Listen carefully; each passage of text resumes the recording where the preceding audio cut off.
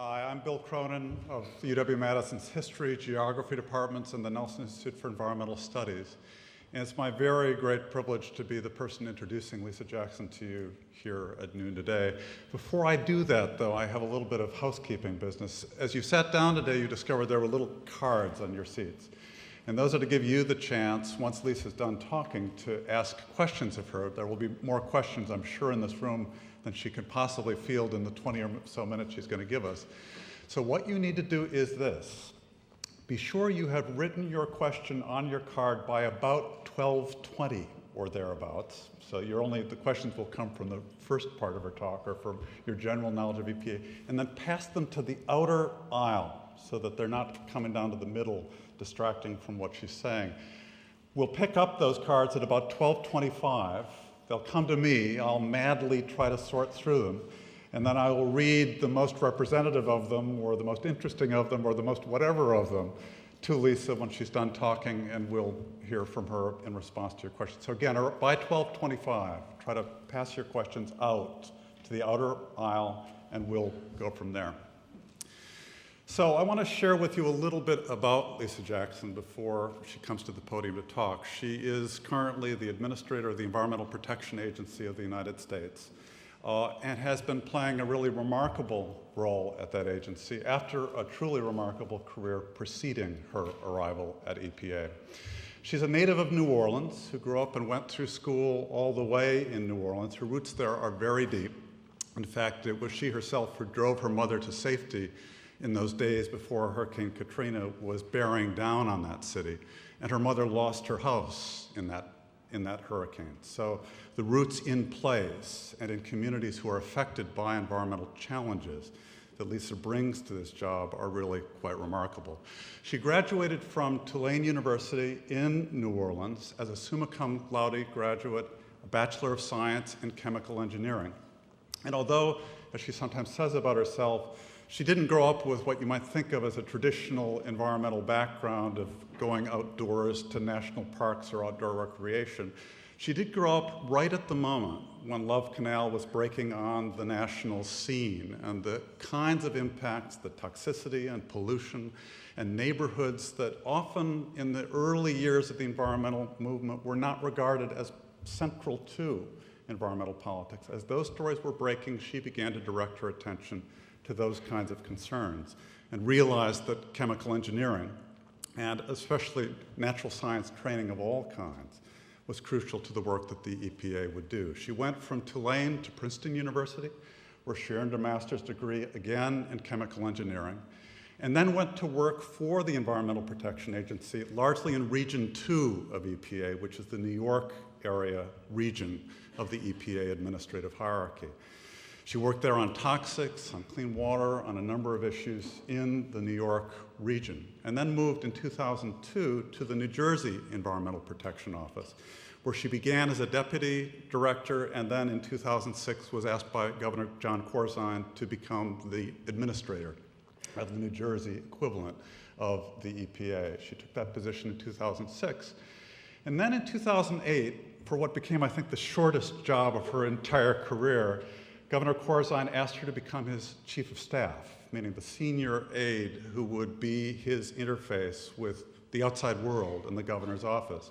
And she began that job on December 1st, 2008, just as in the sort of moment that the 2008 election had been played out. And 2 weeks later was asked by President Barack Obama to become the first African-American administrator of the EPA. She accepted that position, so was in her job as advisor to Governor Corzine for an entire of 2 weeks before moving on in January and being approved for the EPA position, which she took over in January of 2009. One of her first actions at EPA was to issue a memo to the staff, reminding the staff that science is at the absolute core of the work that EPA does, and that the kinds of rigorously analyzed, hardcore scientific insights that make possible the political consensus around the work that an agency like EPA has to do in its regulatory role were central to that agency's mission. So reminding them that science was back, in effect, as a focus of EPA's work. But along with science Lisa Jackson brought other priorities in addition to the traditional clean air, clean water, other regulatory missions that have always been part of what EPA does. She's made innovation, scientific research that leads toward innovation and job creation, one of the things that she has sought to put front and center in that agency's work, as well as engaging questions more controversial like climate change and so on. And finally, also environmental justice, remembering that environmental protection not only doesn't have to be in conflict with questions other human goods, other questions of justice and fairness, but in fact, you can't get environmental protection if you don't also engage questions of fairness and justice.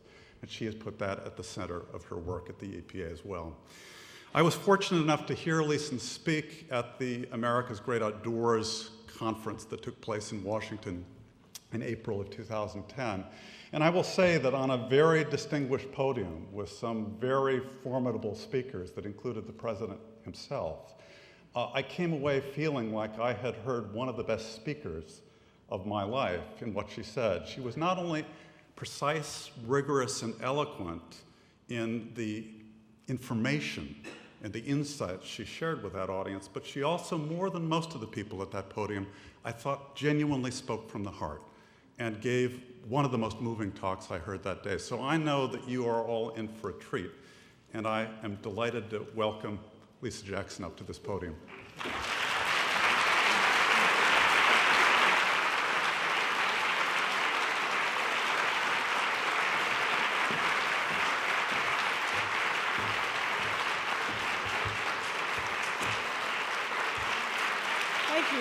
Thank you. Yeah, expectations are high, right? Thank you, Bill. That's just a lovely introduction. And actually sitting there hearing, may you have the pleasure of one day hearing somebody recount your life in the most glowing terms possible and forget all the other things. But thank you so much for that moment. It's important. Thanks to the University of Wisconsin, thanks to the Energy Institute, thanks to the Nelson Institute for Environmental Studies. I had a chance to meet Tia last night and all the professors and supporters of that institution who were here. Tracy and I were together earlier. And thanks to the Great Lakes Bioenergy Research Center and the Wisconsin Institute for Discovery. It's good to be here, and I do thank you. It's good for me as an EPA administrator to come into Wisconsin, besides being an absolute joy on the day after a Green Bay Packers game, Saints fan,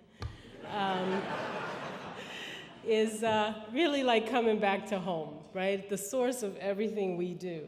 Because it was the leadership of Gaylord Nelson and the people who supported him in this state that took a burgeoning environmental movement and translated it into the first Earth Day back in 1970. Congratulate yourself. And that indeed led to the creation of the Environmental Protection Agency, as well as many other changes. After the 1969 National Environmental Policy Act, the Clean Air Act, the Clean Water Act, the Safe Drinking Water Act, the Endangered Species Act, and the Toxic Substances Control Act were all passed in very quick succession after that Earth Day. That was amazing progress in a very short amount of time. You know, the civil rights movement had been a pretty high-profile movement at that point for almost 2 decades. The anti-war movement had been going on for years and would continue for many more years. By contrast, when you think about that time, the modern environmental movement went from its inauguration, if you will, at Earth Day, to a sweeping set of foundational environmental laws in about 6 years. People were energized. Think about the energy it took to move our political system to do that. It was unprecedented. The teach-in that Gaylord Nelson proposed in 1969 resulted in 20 million people, 1 in every 10 Americans in those days, who stood up for their health and for the environment. You know, my staff and I are at this for almost 3 years, trying to reach out with social media. I just got 13,000 Facebook fans. 13,000, 20 million. So although that's good, it really gives you a sense of what this movement was like back in the 70s. That rapid pace of progress speaks to something that we need to remember today and that I'll talk about a bit later, which is that environmental and health threats are unambiguous, they are nonpartisan, and they are our concerns. They affect us whether we live in a red state or a blue state. Contrary to more divisive issues, people of all backgrounds want swift action when they see threats in their communities. This movement got started when it became clear that the forces of the market alone were not going to be enough to stop Los Angeles from becoming the smog capital of the world, or prevent situations like the Santa Barbara oil spill and burning pollution like the Cuyahoga River fire. The American people demanded a new mechanism, a new way to prevent pollution and address it. An EPA was created and a suite of environmental laws was passed so that government could set and enforce standards. And all of that was a bipartisan effort. The EPA was created by Richard Nixon, as everyone knows, a Republican. Its first administrator, Bill Ruckelshaus, was a Republican. And many of the great advances that have happened over the years happened with bipartisan support. When I came into this job in 2009, my ambition was, in the face of what I see as a new generation of environmental and energy challenges, to facilitate advances, the kind of advances that we saw in the early 1970s, and to do it with the same kind of bipartisan support. I'm really proud to be part of EPA. As you heard, I've been part of EPA before and for quite a long time. And I'm proud to be part of an organization that has mobilized science and the law to create modern and innovative protections for the health of the American people. I'm also very proud to be working for a president who has said that we can't wait on these issues. We came into office during a historic economic crisis. It would have been easy to tell EPA to just sit and wait. But President Obama knows that the choice between our economy and our environment is indeed a false choice. And he directed us to do our job, in fact, to hit the ground running.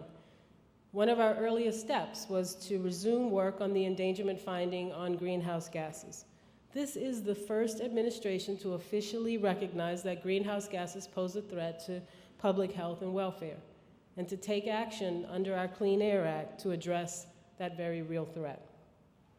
We also took swift steps to institute national fuel economy standards that save drivers money and cut carbon pollution. President Obama called that the single most important step we've ever taken as a nation to reduce our dependence on foreign oil.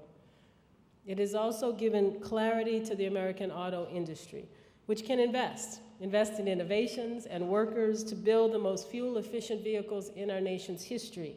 Last year, both Chrysler and GM announced 1,000 new workers each to develop fuel-efficient vehicles. We've also taken long overdue steps to limit mercury pollution from power plants. We've invested in water infrastructure and community cleanups. We've taken steps to support innovative products like biofuels that the Great Lakes Bioenergy is working on, or the cutting-edge water technology being developed not far from here in Milwaukee. And we've instituted historic efforts to protect America's waters. That includes setting a new standard of care for the Great Lakes, ensuring a strong future for these vital waters. Unfortunately, many of these advances, as well as many of those fundamental environmental protections upon which they are built, are today under threat. Since the beginning of this calendar year, Republican leadership in the House of Representatives has orchestrated 170 and counting votes against environmental protection. That is almost a vote for every single day the chamber has been in session. Those votes are meant to undermine the Environmental Protection Agency and our nation's environmental laws. Much of this has happened in response to myths and misleading information. One example is an assertion by lobbying and industry groups that the EPA is putting forth a train wreck of regulations that will hobble our economy. That claim has been repeated in major news outlets and on the floor of Congress. In fact, one of the bills restricting clean air protections was named the Train Act. The claim is founded on an American Legislative Executive Council report that details regulations that EPA never actually proposed. You may have heard that EPA intends to triple its budget and add 230,000 new regulators to cut greenhouse gas emissions from sources like cows and backyard grills. In truth, we are putting forth a tailoring rule. We put it forth months ago. It was meant to be a common sense plan to tailor greenhouse gas standards so that we could exempt small sources, like local businesses, from regulation under the Clean Air Act while allowing us to move forward on large sources, like automobiles and power plants. A massive expansion of our workforce was never a possibility. The people who cited the 230,000 new EPA workers knew it when they said it. That number actually came from an administration legal document explaining and justifying why we needed to have a tailoring rule in the first place. Now, to be fair to my colleagues in Washington, they're not getting a whole lot of help. Some of you may have seen not long ago a Wall Street Journal op-ed written by a longtime climate denier who performed a comprehensive study on the data that he had been casting doubt on for years. After years of denial and skepticism, he looked at the data, and his conclusion was, and I quote, "Global warming is real." Contrary to the ClimateGate scandal, which you may have heard about, which was over emails from a handful of researchers, and it was covered by all the major news networks, the conversion of a key climate denier in mass media and the affirmation of climate science got most of its attention in media in a short segment on The Daily Show. Nothing wrong with that. You begin to see why we are witnessing an unprecedented effort to roll back the Clean Air Act and the Clean Water Act and our nation's waste disposal laws, and I could go on further. We begin to see why less than 3 years after a coal ash spill that covered 300 acres of a Tennessee county, the House majority passed legislation to prevent EPA from regulating coal ash.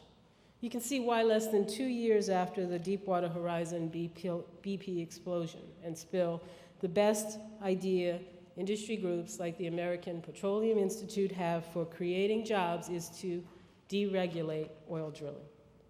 And you can see how, after the second hottest summer on record, followed by a foot of late October snow on the East Coast, and the reversal of a leading climate skeptic, people are still working to stop the EPA from taking steps to cut carbon pollution.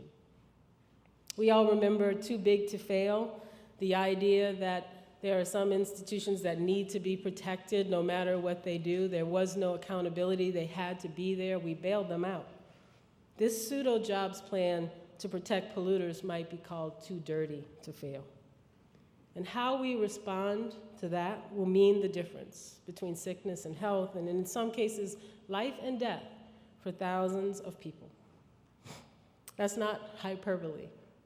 Mercury is a neurotoxin that affects brain development in unborn children and young people. Lead has similar effects. Nitrogen oxides and volatile organic compounds contribute to the ozone alert days when seniors, asthmatic, and people with respiratory problems are at serious risk if they do nothing more dangerous than walk outside and breathe the air. Too dirty to fail puts our nation into what President Obama calls a race to the bottom, a race for the weakest health protections and the most loopholes we can pass in our environmental policies. For those of you born after 1970, it would be the first time in your lives that the health and environmental protections that you grew up with and probably take for granted are not steadily improved, but deliberately weakened. The result will be, without doubt, more asthma, more respiratory illness, and more premature deaths. What there won't be is a clear path to new jobs. We have seen 200% growth in our GDP over the 40 years of EPA's existence. After all that time and all that growth, it is clear that we can have a clean environment and a growing economy. No credible economist links our current economic crisis or any economic crisis to clean air and clean water standards. Just last week, a study by the National Bureau of Economic Research demonstrated that when ozone in the air was reduced by 10 parts per billion, outdoor farm workers increased their productivity by 4.2%. That kind of reduction nationwide could mean over $1 billion in economic benefits just for the agricultural sector of our economy. A story in the Washington Post yesterday quoted economists who said that the effect of government regulations on jobs is minimal. According to Bureau of Labor Statistics data that is collected from business executives, only 0.3% of layoffs in 2010 were because of government intervention or regulation. That story even quoted the chief executive of American Electric Power Company, one of the largest coal-based utilities in the nation, saying that when regulations require pollution control technology, EPA, AEP, different order, has to hire plumbers and electricians and others. His words were, "Jobs are created in that process." No question about that. An AEP plant in Conesville, Ohio, employed 1,000 temporary workers installing pollution controls and created 40 permanent jobs to operate and maintain that technology. Now, as for the notion that eliminating regulation equals a plan for job creation, a former economist from the Reagan White House recently said of that idea, and I quote again, "It's just nonsense. It's just made up." A strategy to grow our economy by simply doing less is not sufficient to the challenges that we face right now. President Obama has directed federal agencies to review regulations to eliminate unnecessary burdens for business and ensure that health protections remain intact, and I support that wholeheartedly. But that is not the beginning and the end of a plan. The president also sent the American Jobs Act to Congress, proposing investments in teachers and first responders, an infrastructure bank that would put $10 billion into transportation and energy and water infrastructure, creating jobs that are the foundation, the traditional foundation of our economy. We also know that smart regulations can lead to new jobs. As the CEO of AEP indicated in the Post, we can put Americans to work retrofitting outdated, dirty plants with updated pollution control technology. There are about 1,100 coal-fired units across the country, and more than 40% of those units do not use pollution controls to limit emissions today, in the year 2011, even though that technology is widely available and mandated in many places. The nation's first ever standards for mercury and other pollutants from power plants that EPA will finalize no later than December 16th of this year are estimated to create 31,000 short-term construction jobs and 9,000 long-term jobs through modernizing power plants. Those jobs come with health benefits as well, benefits that are estimated as high as $140 billion per year by the year 2016. Looking back, 20 years after the first Earth Day, Gaylord Nelson wrote in a letter to the Wilderness Society that, quote, "The purpose of Earth Day was to get a nationwide demonstration of concern for the environment so large that it would shake the political establishment out of its lethargy and finally force this issue permanently into the political arena." Today, we need that same nationwide concern mobilized to pull these issues out of the political gridlock of the day. We saw a glimmer of hope last week when the U.S. Senate overwhelmingly rejected a proposal to stop EPA from implementing a rule that will protect more than 200 million Americans. They affirmed that protecting health is nonpartisan, something that unifies us across our divisions. But there are still two visions competing right now for the future of our environment and, more importantly, our economy. One says that we can rely on science, the law, and innovation to protect our health and environment and grow a clean, sustainable economy in the process. But the alternative vision says that going forward requires rolling back standards for clean air and clean water. It says we have to increase protection for big polluters while reducing safeguards for the rest of us. After 40 years of progress, the American people still believe in the first vision. A majority of Americans believe the economic and health benefits of clean air rules outweigh costs. More than half of Republican voters recently said they oppose a congressional proposal to stop the EPA from enacting new limits on air pollution from power plants. More than 3/4 of Americans support new EPA standards for mercury and air toxics. So, just like back in 1970, we need a little help. Students and parents and educators and young people have always driven the environmental movement. After all, it is your planet. You can once again answer those who claim that our success is served by eliminating long-standing health protections and turning our future over to big polluters. It's time to stop politicizing your air and your water and put an end to too dirty to fail. We are going to continue to count on talented and dedicated people from places like this university to be part of that effort. Thank you all very much.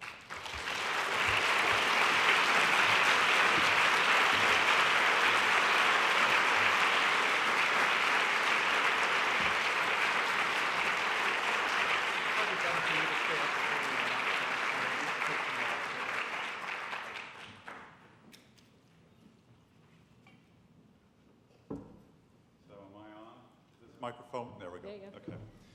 So I have not had quite as much time to sort through the deck of cards as I expected, so I'll be sorting while she answers questions that are here.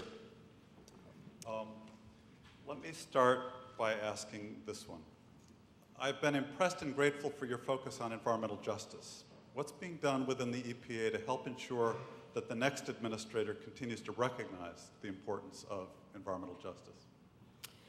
Yeah, so when we talk about our goals for environmental justice, what we say is we don't want it to be a boutique program and we don't want it to be an option at EPA. Instead, EPA needs to find a way to put considerations like environmental justice, and there are others, we talked about sustainability early, into the fabric, into the skeleton, into the way we do business. And at its heart, EPA is a regulatory agency. It's part of the reason people come looking for us. But one of the opportunities in those regulations is to write them in a way that they don't encourage or make difficult the achievement of environmental justice. And people often ask me, what do you mean when you say environmental justice? To me, it's a pretty simple concept. It's that there can't be an assumption that there needs to be hotspots of pollution in order for us to have generally clean air. There can't be health disparities that we know have environmental roots and causes, and we say that our work is done. So it means making sure that the street corner in an urban area isn't, as it is right now, in some parts of this country, more toxic for a child standing waiting the bus than it is for a worker in a large industrial factory. That can happen because there are protections in a factory that don't exist on that corner. Or it can mean understanding the importance of preserving wetlands. If you're from New Orleans like I am, the city is keenly aware now that the loss of wetlands south of the city had a huge impact on the devastation that is not only Katrina, but all the storms that have hit the Gulf Coast in the last decade or so. So I think whether it's how we write our regulations, we now have environmental justice analyses that we do as part of our regulatory process, or really interestingly, how we enforce them. Technology is allowing us, for example, to not take industry's word for it. You know, when we first started, we would set standards and we would require sampling. I used to work with the folks who climbed up stacks and took, samples out of stacks. Now, there are continuous monitors. Most of the time, we don't need folks to climb the stacks. We can just look and require that they keep records of what's happening at their emissions monitors. The issue in environmental justice communities is what's happening at the fence line. And more, there are devices almost as small as, a smartphone that can monitor what you're really being exposed to if you happen to be in one of those communities, standing on one of those corners. So I think if we think about our rules in that way, so that they're focused as much on what happens on the ground and in the community as what's happening at the stack, we can have a systemic change. And that's our goal. We have a plan called EJ 2014, led by my senior advisor for environmental justice, Lisa Garcia, and that's the goal. Okay. These are going to bounce all over the place. This comes from somebody who I think is contemplating your own career trajectory for themselves. What do you see as the future prospects of an environmental engineering major in the U.S. job market? Very good. First, I think engineering and technology are going to continue to be extremely important. So the fact that you're in a STEM field, as they call it, or science and engineering are going to be very important. Second, I think you are. I got a little hint of that when I visited with the Institute and the center and other professors, you're learning to solve problems in a systems format. That's a huge difference. You know, think about EPA.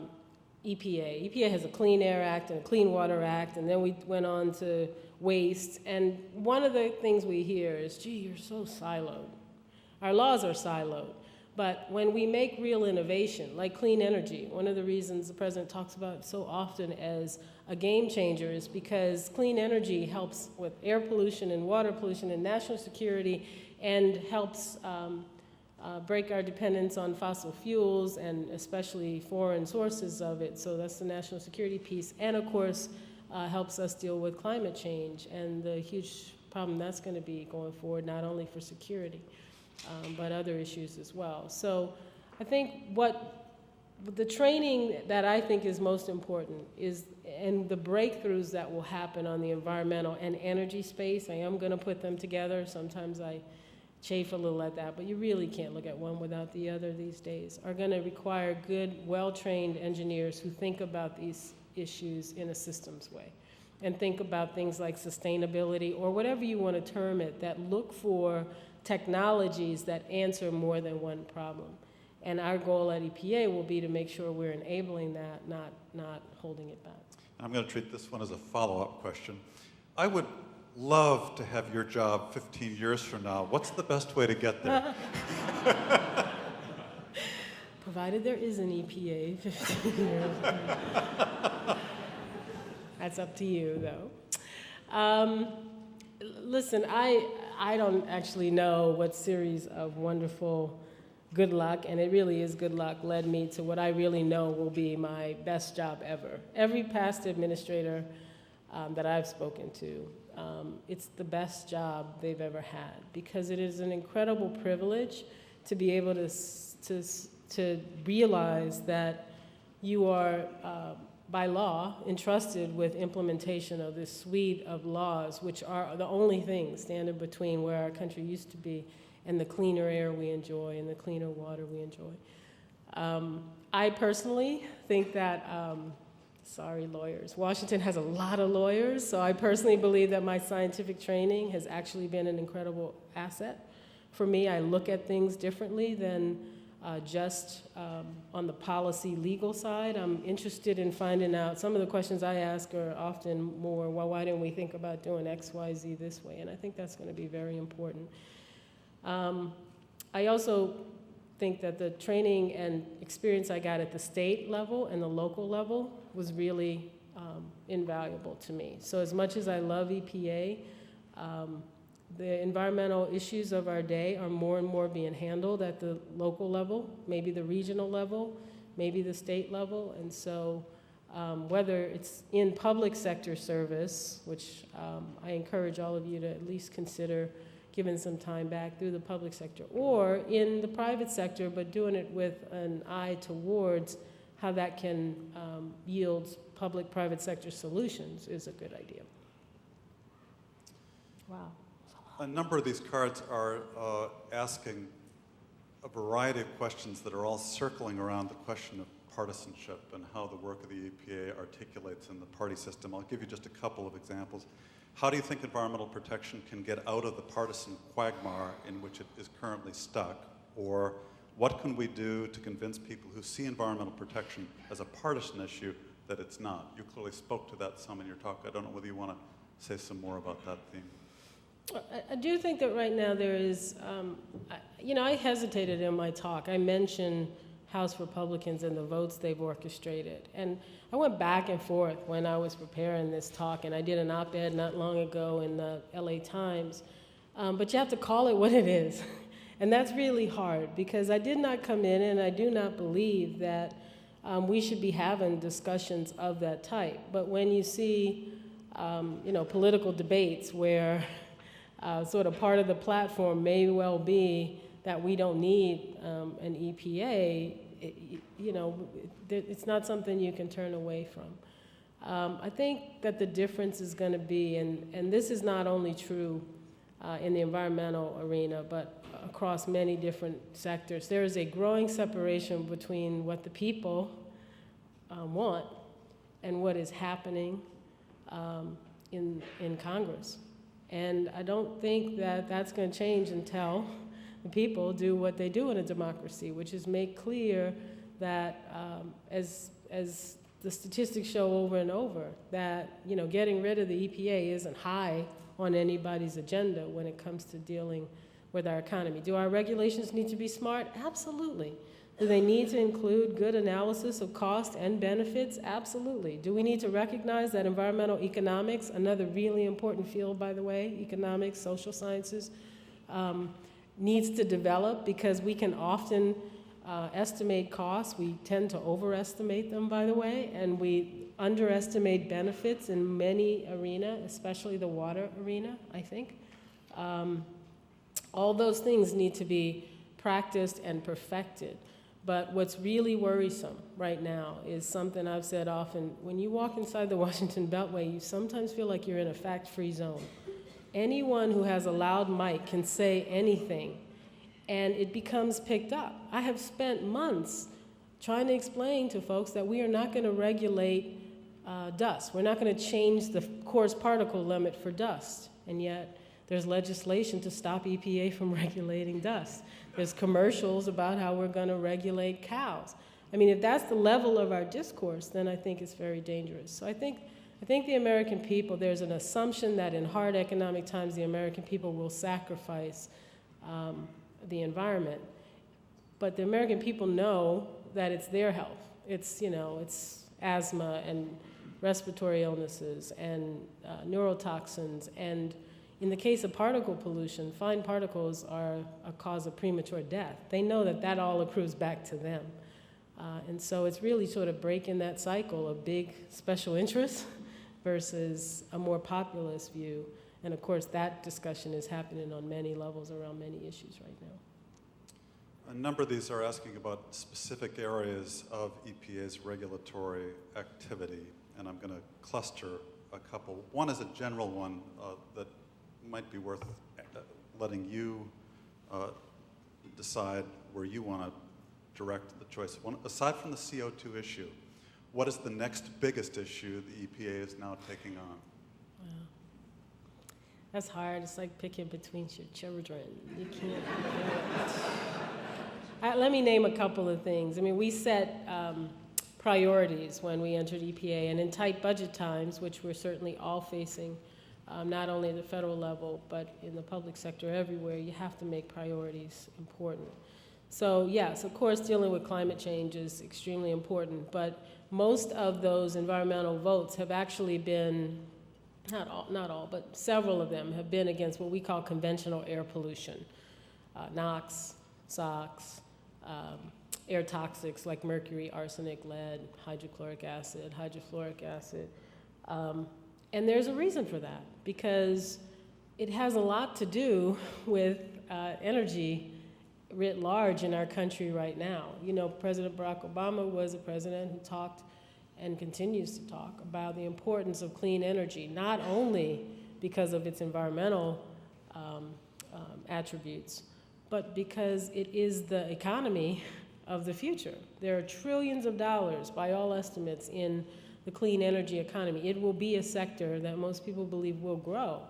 And so most of the attacks have been, if you can hold off regulation of things that are traditionally associated with uncontrolled emissions from burning fossil fuels, you essentially enable those technologies to be cheaper than technologies that are cleaner, even control technologies. So if you elect to control for mercury, or you control for particulates, or you control for NOx and SOx, you have to pay a cost for that. And it isn't fair, frankly, from an economic perspective, that you do that, getting ready to comply with standards, and then the standards never come. So part of the reason I think we see that happening is that industries that have not been aggressively controlling their emissions would like to preserve their ability to keep doing that for longer, because it gives them an economic advantage. It puts a disadvantage on places like here that have moved and stepped forward and said, let's find a different way. So I'm sorry, I got discouraged. So climate, air pollution, water pollution. We dealt somewhat effectively, I think, in this country with the pollution that comes out of pipes, but stormwater runoff, sometimes called non-point source pollution, the pollution that happens when it rains and water runs down our city streets or our suburban lawns or our agricultural fields or feedlots, is the challenge of our time and is causing huge parts of our water system, our surface water system, and in some cases our groundwater system to be polluted and affected in ways that mean we can't swim or fish, or drink, which were the 3 goals of the original Clean Water Act. Toxics, there are a growing number of chemicals in use in commerce which are under-regulated. That's because the Toxic Substances Control Act, a 26-year-old, 25-year-old law, is woefully toothless, and EPA has tried to use it a couple times. So we set toxics reform and a new law on toxics as one of our goals. That's not likely to happen in the short term, but I believe the American people will demand it at some point. Environmental justice, and as the first African American, I believe it's extremely important to expand the conversation, as we call it, on the environment, who we speak to, who we listen to, because one of the things folks are betting on is that environmentalism is really the purview of, folks rich enough to worry about beautiful places. And as a woman who grew up in New Orleans, which is a cool place, but is not the Rocky Mountains in terms of, scenic vistas, I can tell you that that is not the truth. And yet, we need to be able to speak to communities who embrace environmental issues because of the public health concerns or because of justice concerns. That's extremely important as well. Okay, and some more focused questions about EPA policies. A couple of carefully articulated questions about mercury. We understand that by the end of the year, we're expecting the first ever federal mercury protections. Thank you. Can you give an update on when we can expect them and how they will affect our communities? And then attached to a different question. For mercury, why doesn't EPA direct more attention to the mercury from products? The EPA mercury flow model, contact region 5, shows that products discharge 3 times the amount of mercury to the environment as do coal-burning power plants. Yeah, so both good questions. The first one's easy. The mercury standards for utilities, they're called the Mercury and Air Toxic Standards, MATS. Everything's an acronym in government. So MATS are due December 16th. That's by settlement agreement with a group of environmental litigants who sued going back to the last administration.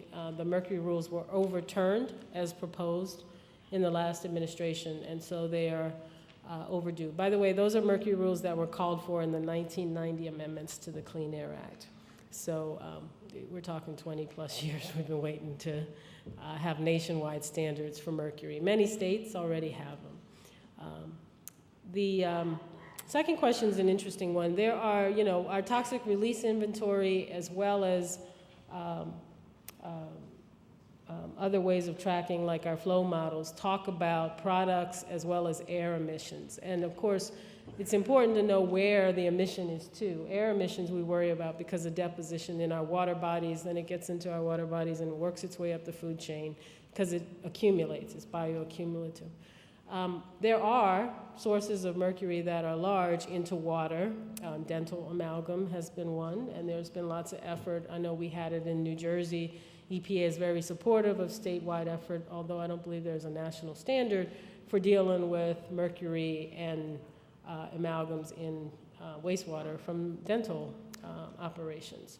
There are also the famous mercury thermometers. That was a lot of EPA work that went into moving from traditional mercury sources and products.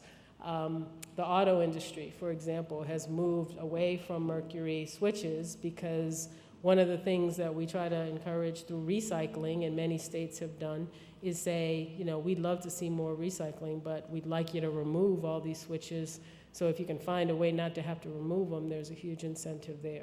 So it's a combination, I would say, of regulation where it makes sense, and we could argue whether some of those sources could be more strongly regulated, but I don't think there's any argument that utilities are a good broad source that could be regulated. The Clean Air Act recognized it in 1990, versus places where either the marketplace local action, state action, or some combination have moved to more safe mercury disposal. It doesn't necessarily always mean that mercury is out of the environment. It may mean that it doesn't end up in our waterways, which is the greatest threat to us from a human health perspective and an ecosystem perspective. Can you speak about the administration's position on the Keystone XL pipeline?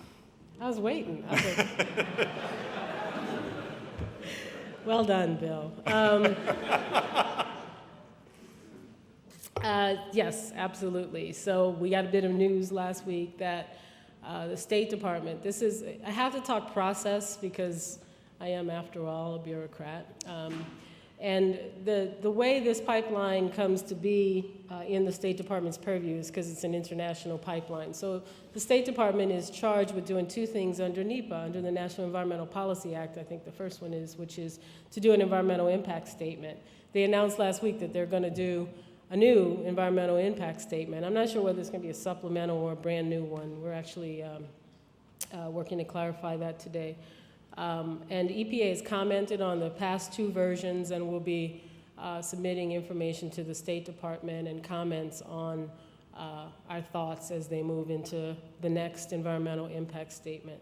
One of the issues has clearly been the route through the state of Nebraska, opposed by citizens of Nebraska because it went through a very ecologically sensitive area called the Sandhills region. But there are other issues as well. EPA's comments have revolved around our belief that NEPA at its core requires an alternatives analysis, and there really hasn't been an analysis of a range of alternatives with respect to this pipeline, as well as other issues regarding pipeline safety and climate change. So that's the process, and the State Department has announced that that process is going to take at least through calendar year 2012. And EPA will be, again, commenting as the process goes on. They announced it will be an open and public process, and that's a very good thing. After that, there is actually also a determination as to whether the project is in the national interest. Environment is one piece of that. The national interest is actually broader. And the State Department will make that determination. But that's after, or it can be coincident, but you have to go through the environmental impact statement process again. Couple more focused, and then I'll open out to more general questions, and then we'll be done. What's the status of a nuclear waste disposal site? Do you foresee any progress in the near future on that issue?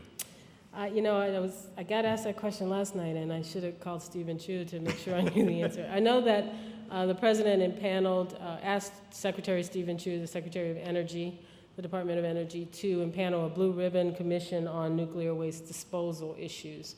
Because of the controversy and ultimate not use of the Yucca Mountain disposal area in Nevada. And I know that panel has met, but I'm not sure whether their recommendations are out, so please forgive me. I will double check. I'm sure the Secretary of Energy's website has it up. But the idea of the panel was to talk about how this country, because the president does believe that nuclear power should be part of our energy mix, but it needs to be done safely, and the issue of waste disposal is something that needs to be tackled from a national policy perspective. So if that was a question that was in DOE's purview to a considerable extent, here's one that's in USDA's purview to a considerable extent, and probably a hot question here in Wisconsin: animal feeding operations. Please talk about your priorities for regulating agricultural pollutants, particularly animal feeding operations. So the Clean Water Act requires regulation, permitting and regulation of what are called concentrated animal feeding operations. So large, very large, and it depends on the animal how many heads. So pigs are different than chicken or different from cattle. There are a couple of issues there. The first is that enforcement against large facilities like that, I think, is doable and possible where necessary. Obviously, we hope first and foremost that we don't have to enforce, but when you're talking about a really large facility such as that, the opportunities are there. EPA, for example, has a rule proposal out right now for public comment on how to identify those facilities, because right now they don't have to self-identify. Many of them identify to states already, but they're not required to identify to the federal government. There's a historic level of total distrust amongst many in those sectors of EPA, particularly environmental regulation in general. That doesn't mean that they haven't been moving forward, by the way, but they prefer not to see us coming. And so what we've said is, listen, you know, we could have you identify to us, you can identify to the states, and then we can work with the states. But there needs to be a way, your regulated facilities by law, that we can find you and make sure that you're complying with the law. Then, after the really largest facilities, which EPA regulates, are the next level, which are often and almost always regulated by states. AFOs, they're called, animal feeding lots that are smaller operations. And then, of course, you get down to even smaller operations, which may be quite small, family farms. And so there, I think the solution is it's very resource intensive, as I've discussed with folks at USDA, because it really requires boots on the ground help and assistance. And what we find is that farmers and ranchers like help and assistance from each other much more than from the government. The old, you know, I'm here from the government, I'm here to help you, is true, especially in that sector. And so we've been working really hard with USDA to try to ensure that their conservation money and other funds are mixed with EPA's non-point source money, 319 monies and other monies under the Clean Water Act. Our monies are small compared to USDA's, but that's okay, to try to see real results on the ground, to try to find places where we can actually see a change. Wisconsin's doing some really cool stuff. It has a regulation now to deal with phosphorus. It's looking at quantifying, and I know we're working, where's Susan Hedman? Our head of our office in Chicago is way in the back. They're working with our office in Chicago to provide some assistance in looking at whether you can trade nutrient pollution. So instead of asking the city of Madison to spend a ton of money removing phosphorus from its discharge, what if it spent some of that money, but less, helping farmers remove it upstream? Can you quantify that? Can you show the basis of a pollution trading program that would be a win-win for both sides? So the answer is, I do believe regulation is extremely important, and regulation is just words on paper if you don't enforce it. But to really crack the nut, to actually get to the problem and see progress that's quantifiable and measurable that you can see on a summer day in the lakes or anywhere else, is going to require getting to those other levels, and that's going to require some innovative, usually regional or community-based solutions. So I'm mindful of the time. We have a little over 5 minutes left, so I'm going to shift ground now to the way in which EPA does its work, the more general question of what are the most effective tools EPA can deploy to pursue its mission and its goals. And there are several questions that are in that territory. Industry can be notoriously resistant to environmentally improving innovations, even when technology already exists. An example would be auto manufacturers delaying their embrace of electric vehicles and hybrid technology. In your view, what are the most effective and feasible policy tools for nudging industry in the right direction? Wow. That's a good question. Well, first, I mean, the auto industry, if you use that as your case study, the most effective thing EPA can do is set uniform national standards for big industrial sectors. They're competing with each other, they're competing with market share, and nobody wants to be, investing in beta in a VHS universe. You all are too young to get that joke. What's the equivalent today? I don't know. I can't say it without offending some company somewhere, but no one wants to be the auto company who puts all their money in one fuel source or one type of vehicle, only to find that they run afoul of state or federal regulations. So if the president were here, he would tell you that clearly the most important things done for the auto industry, yes, they were given financial bailouts, yes, to keep them on their feet, yes, to keep that industry part of our economy. The president believes very strongly in it. But then it was to set nationwide standards from now all the way through 2025. We're going to have an announcement on that quite soon, actually. And what that allows them to do is innovate and figure out how to make meet those standards. And my belief is they will exceed them. Not only will they exceed them, but they'll exceed them early and on time, because we've seen it time and time again. Once this country, any sector, knows that the regulation is here, it's going to be enforced, it's fairly here, it's not going to be litigated and overturned, something that exists in our world, compliance actually comes earlier and much less expensively than any estimates. because the difference is technology. And it happens very, very quickly, and it races across several fields. It's all about the free market system. It's the beauty of it, actually. It becomes very economical, and it becomes a critical path item to actually comply with these regulations. I know what they are, let's go on. I can make decisions about what models to invest in. That's probably the most important thing EPA does. When it comes to the Mercury regulations, it's why they're so important. Because they send a very strong and irrefutable message to people who are in the power sector about what kind of things aren't going to be allowed. And that incentivizes cleaner forms of power. Doesn't necessarily say you can't use traditional ones, but you have to pay. They need to be on a level playing field with respect to how much pollution they emit.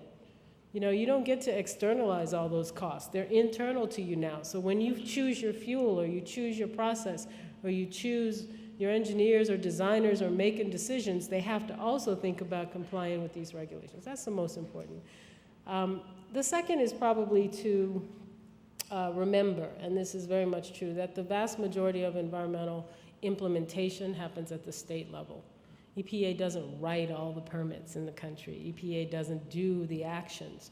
And so we've made it a priority over terrible budget times these last months and couple years to keep funding state programs, because I believe that if we lose that expertise, we lose the regulatory expertise. It isn't somewhere that bright young people want to go to get some experience at the state level and understand how this all plays out in our regulatory system, then we're going to lose time, and we may lose environmental protection, but at a minimum, we're going to sort of jam up the system that way. That was part of my point about why regulations are not necessarily bad for our economy. We need clear regulations. They need to be smart, and then we need to go ahead and let the market respond to them.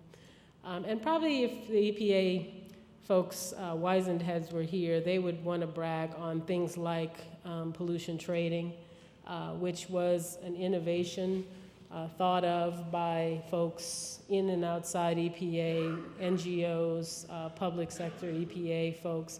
Our Clean Air Markets Division is world-renowned in terms of the way we think about trading pollution and pollution credits. Obviously, that's not an idea that's really popular right now with respect to carbon pollution, but it's really, really successful, whether it comes to acid rain or NOx trading programs in the ozone transport zones of our country. I don't mean to be so air-focused, because I'm sure if the water folks were here, they would talk about the construction grants program and the fact that 90+% of this country drinks water that meets federal drinking water standards. I do want to point out for environmental justice folks, that means 8% don't. Those are people on our tribal nations and our border communities and people in rural America whose communities can't afford. They literally have to make the choice between meeting an arsenic standard and, having money to do anything else. So we still have challenges, but those are certainly game changers. As the clock is ticking here, I'm discarding many wonderful questions, and I apologize to everybody in this room whose question I didn't read, because we could go on for another hour with things that are here, but maybe one or two more. One of your predecessors estimated that she's doing her job correctly when she is sued equally by both sides, environmentalists and industry. How do you feel about this litmus test, and how do you gauge balance in your duties? You know, I actually don't use that litmus test, but I understand exactly why. I'm sure that was Governor Whitman, was it, or Carol Brown? I'm not sure which one. Why anyone would feel that way. The job is all about discussions on the extreme, when oftentimes the truth is in between and more subtle than that. It's why giving a speech like I did today is actually somewhat out of the norm for me, because I wouldn't sound a call to action like that, except I think that there are really important things that are falling by the wayside and that we won't get to, and that it'll be your generation primarily that'll be scratching your head wondering what the heck they were thinking. And I want you to know what I was thinking. But I think that, listen, the EPA administrator, and you don't appreciate that until you sit in the chair, you're written into the laws of our country. The EPA administrator, the administrator shall, not, if you feel like it, not if not if they let you, not if, you can find a way. The administrator shall. And so for me, the definition of success is to try to obey the law and do it using the best possible science and do it in a way that's transparent and involves communities as much as possible in the process.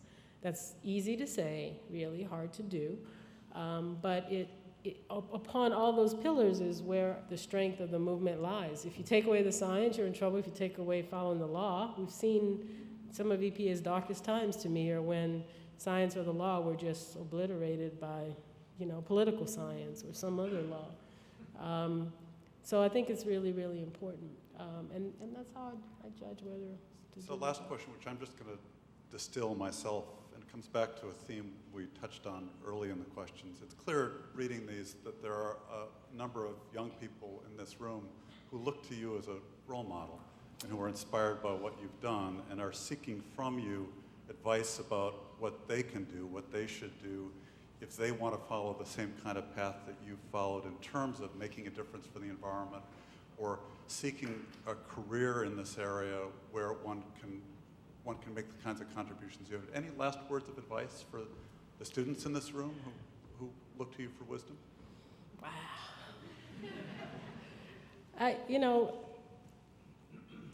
I do normally try to remind folks that the love of the environment is a deeply emotional, almost primal thing. The care for your child, I'm a mother of two, one of whom has asthma to this day, is a deeply primal and emotional thing. The roots of the environmental movement are about people taking a moment to say, we demand that with all the wonderful progress of our modern world, and it progresses, by the millisecond almost these days, certain things we hold to be pretty self-evident, and one of them is that we were going to protect this place, places we love or people we love. It can be both, or things we love. Nobody wakes up one morning and goes, I think I'll be an environmentalist today. The vast majority of people in this country who are drawn to it are drawn to it for one of two reasons. Someone they know or love has been impacted by an illness that has its roots in environmental causes or is related to, and that's everything from lung cancer to heart attacks to asthma and respiratory illness. Or they love a place. They love the Great Lakes. They love their local fishing hole. If you keep that in the front of your mind, as brilliant as you all are, and remember to never lose that, to always bring your work back to that, I think you cannot help but